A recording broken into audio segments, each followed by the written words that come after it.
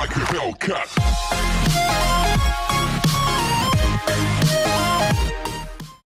Hello and welcome back to the channel where once again it's time for another review. Now it's not a Sega Saturn game today, it is the second Sega Master System game that I've reviewed. We're taking a look at Transbot, the first ever shooter that I ever played in my life, one of the very first games that I owned on the Master System as well. It saw release in August of 1987 over here in the PAL region, despite being released way back in December of 1985 in Japan.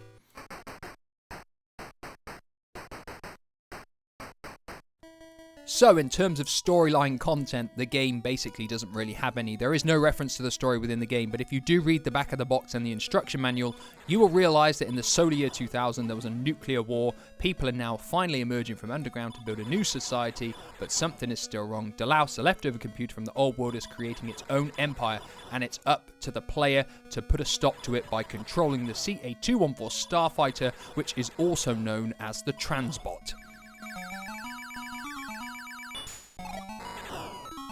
So like we do with all my reviews, we're going to apply the same principles here. We're going to talk about how it looks, how it sounds, how it plays, what kind of content and lifespan it's got, and whether it is still worth playing today in the year 2024. Now, for December of 1985, when it originally came out, Transbot, in my opinion, is a really nice looking shooter. The colours are good, it's fairly crisp, fairly clear. There is very little sprite flicker within the game as well, which is something that you might well have seen in a lot of Master System shooter games. If you played R-Type on the Master System, you'll know what I'm referring to, but there isn't a whole lot of it in Transbot. It's quite good as well. The unit that you control has different forms that it can take on when you destroy the truck at the bottom of the screen and select a new weapon from the question mark circle. So there's variety in that as well. There's actually quite a bit of variety in the enemies as well. There are a lot of different enemies in the game. They've got different attack patterns. They can shoot you as well.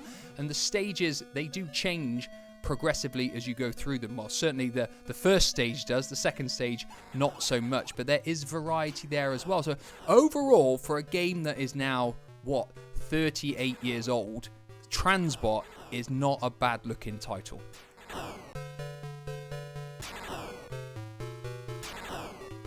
So moving on to the sound effects and music, and I feel Transbot performs really well in this area too. Now it might just be nostalgia because I have such strong memories of this game when I was a kid, but for me, Transbot performs really well. It's got two great tracks, one for each level, and the sound effects for all the different weapons and for when you hit the enemies are all great. The explosion sounds as well. It really does perform well in this department, in my opinion. Now, a lot of people will say, well, it's really repetitive because you've only got two levels, you've only got two tracks that cycle through, and it's true. There's a lack of variety in the music, but the tracks don't get boring. That's the thing for me. I could kind of listen to the Transbot tracks over and over again and I'm not getting bored, and that's a real testament to the quality of these tracks, in my opinion. So overall, in the sound effects and music department, I feel Transbot, although it doesn't have a lot of variety in its musical tracks, actually is really good too.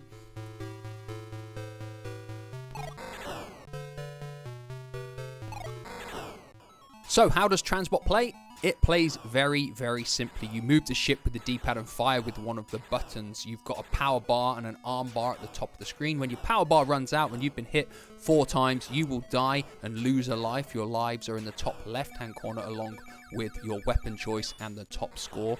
Your arm, once you select a new weapon from the arm carry at the bottom of the screen, eventually you will run out and you will revert back to your standard weapon. Now, when you shoot the arm character and select a new weapon, there are a different number of weapons that you can select from. You've got your standard weapon, then you've got the beam, then you've got the sword shot, then you've got the missiles, the diffuser beam, and the multi-direction fire as well. So there's plenty of variety in terms of the weapons that you can pick. How much use they are, well, some of them aren't particularly a lot of use, and you will realize that you rely on the sword beam and the missiles, especially if you want to get to the second level, because they are definitely, in my opinion, the best two weapons. So moving on to content and lifespan, and of course, like I've said, there are only 2 levels on Transbot, and that first level will cycle endlessly unless you can kill some specific enemies with the missile weapon. If you don't destroy them, the tube to get onto the second level will not appear, and you have to keep going through the level until you do it. Eventually you will get to the boss on the second level, but once you kill him, the levels recycle and you go back to the first level again. Now the enemy patterns change and it does get harder, and you will face harder enemies as you do this, and then the game basically is a score attack game where you have to just try and get the biggest score you can. Now you can get extra lives when you reach certain milestones. You can also have 2-player where you take it in turns, so obviously you're competing against one another, and that's pretty much where the main lifespan comes in on Transbot, and it's actually quite addictive. I can't deny it. Even today, when you play it now, this game has got this addictive nature to it to try and just see what you can get your score to be. So in terms of content and lifespan, yes, there's not a whole lot of content, and really there isn't a whole lot of lifespan. There isn't, but it's addictive to play. And I think if you've got somebody or even a group of people where you're taking it in turns, trying to beat each other's score, it's still appealing in this day and age. So the big question is Transbot still worth playing today? And without a doubt, Transbot is just as playable now as it was when I first played it, probably in 1991. It's still enjoyable, it's simplistic, but it runs fine. It doesn't look terrible for its age, and it's enjoyable to play. So without a doubt, I can recommend Transbot as 10-15 minutes of pick up and play fun.